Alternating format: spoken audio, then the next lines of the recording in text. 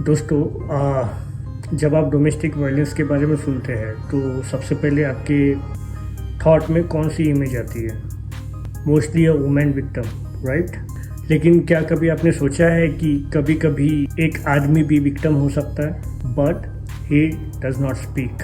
Because society क्या कहती है, जो मैन है, जो आदमी है, he strong and he did not suffer.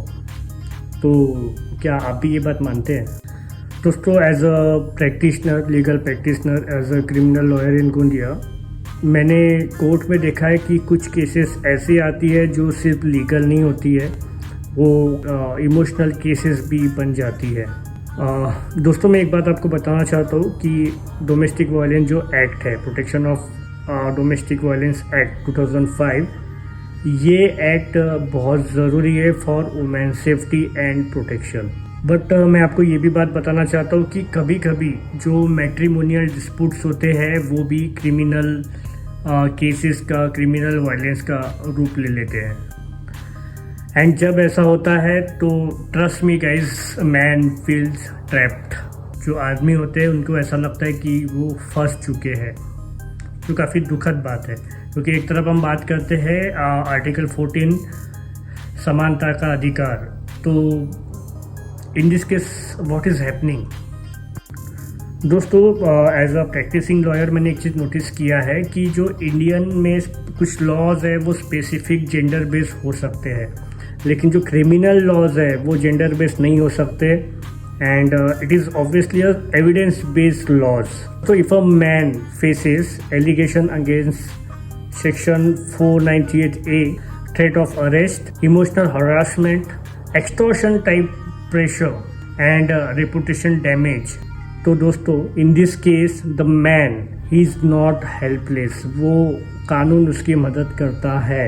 In this case भी लीगल रेमेडीज जो है वो एग्जिस्ट करती है और अवेलेबल है। Law is not totally silent for man as well, जैसे कि anticipatory bail, structured defence, evidence preservation, divorce on the ground of cruelty and proper court preparation.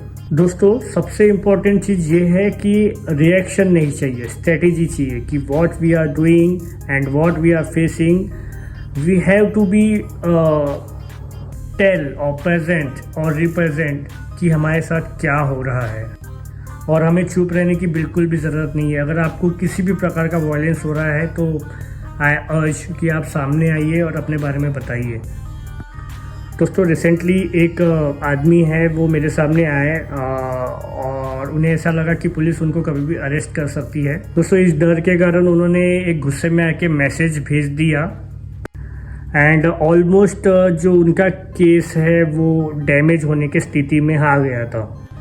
दोस्तों, इसके बाद ऐसा हुआ कि after specific planning, legal planning, anticipatory bail का application दिया गया, कम्युनिकेशन हुआ, डॉक्यूमेंटेशन किया गया एंड जो मैटर है उसको न्यूट्रलाइज करने की, स्टेबलिश करने की जो कोशिश हमने किए थे वो सक्सेसफुल हुई। दोस्तों, it is happen not because of aggression but because of preparation, proper legal awareness and proper preparation for the case। दोस्तों, डर के कारण कभी कभी जो मैन होते हैं वो अग्रेशन में बोलो, डर में बोलो, इमोशंस में बोलो, कुछ गलतियां कर लेते हैं, जैसे कि इमोशनल रिएक्शन दे देते हैं, अग्रेशन में आ जाते हैं, धमकी देने लगते हैं। This is part of psychology, but ये उनकी केस जो है वो कमज़ोर कर सकता है।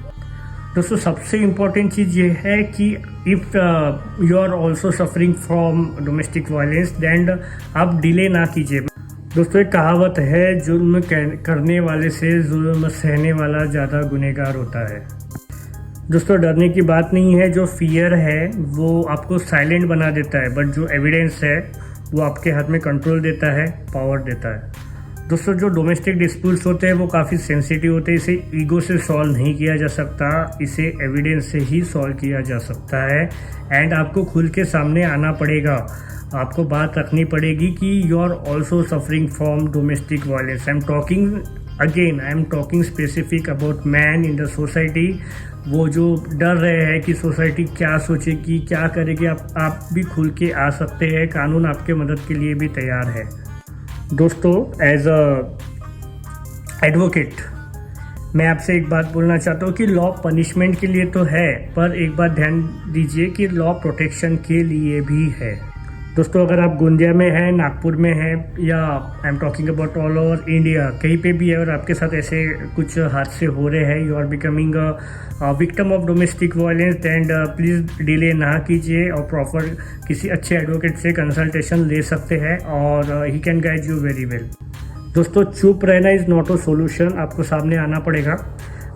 ये भी वीडियो बनाने का स्पेसिफिक पर्पस ये है कि मैं चाहता हूँ कि जो कानून है वो सबको समझ में आए, इजी तरीके से मैं समझाने की कोशिश करता हूँ। अगर मैट्रिमोनियल डिस्प्यूट्स में आपको कोई तकलीफ है, किसी भी प्रकार की प्रॉब्लम है, तो you can directly contact with me. अगर ये आपको वीडियो अच्छा लगा है तो जो ज़रूरतमंद लोग हैं उनके साथ आप ये वीडियो को शेयर कीजिए। हो सकता है कि ये वीडियो देख के उनको थोड़ा सा मोटिवेशन मिले और वो समझे कि कानून उनके लिए भी काम कर सकता है। तो ध्यान रखिए कि साइलेंट रहना is not a solution, strategic action लेना एंड खुल के सामने आना, we have to do this. Thank you so much. Myself advocate Krunal Ganvir, and आप देख रहे हैं magnetic Krunal sir. Thank you so much.